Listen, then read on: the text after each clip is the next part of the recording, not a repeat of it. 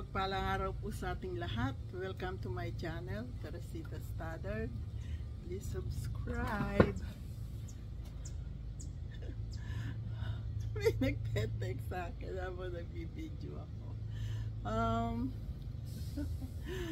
Ang daming nagtatanong sa akin, ba't ako daw hindi pa nagre-retired? Ewan ko po. Kasi kung magre-retired ako, uwi ako ng Pilipinas, wala naman akong gagawin doon. Si Edison daw bibili ng bukid, kaya sasabay na ako sa kanya mag-retire. Makikitanim na lang sa kanya. Ayoko naman po nung wala akong ginagawa sa bahay. Kaya dito naman, kung ako'y titigil sa pagtatrabaho, ayos din naman dahil si Ron lahat ang nagbabayad ng aming mga bills. Hindi ako.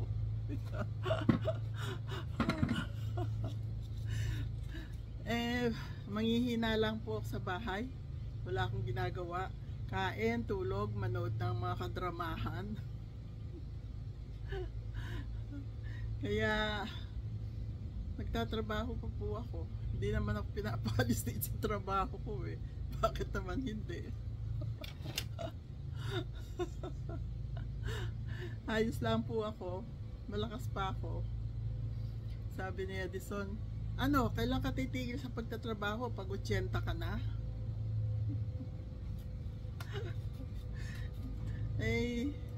Sabi ko hindi ko alam. Sasabay ako sa'yo pag-retire. Ha? 6 na taon pa yun?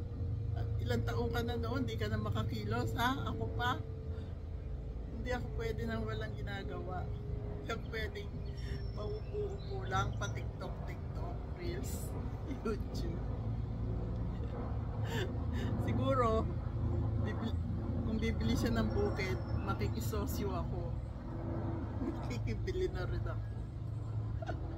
Mag-aambag ako doon sa pambili niya. Gusto ko magtanim. Ngayon nga marami akong tanim sa amin. Si Ruth, yung isang kaibigan ko, binigyan ako ng patola. Tinanim ko na kanina umaga. Sana mamunga. Yun naman pong sa aking YouTube, manood po kayo, manood kayo ng Reels, manood kayo ng TikTok. Dadami po ang chance nyong manalo.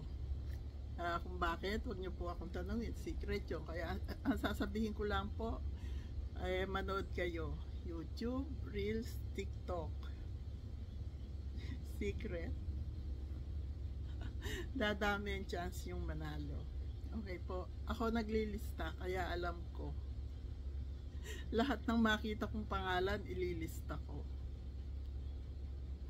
Yung mga nilista ko nung nakaraan, doblehin ko yun para malaki chance yung manalo.